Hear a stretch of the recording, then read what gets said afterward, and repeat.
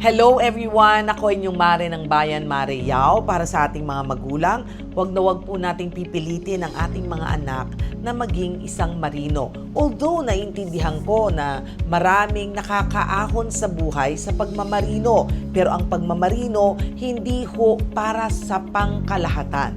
Kailangan ito ng preparasyon at kailangan gusto talaga ng tao na maging isang marino. Dahil hindi po madali ito, matagal silang nawawalay sa kanilang pamilya at hard work talaga dahil araw-araw ang trabaho. Kaya naman, dapat siguro tayo mga magulang, suportahan na lang natin kung ano ang gusto ng ating mga anak. Dahil sabi nga nila, if you love what you do, you will never work a day in your life. At yan ang say ni Mare.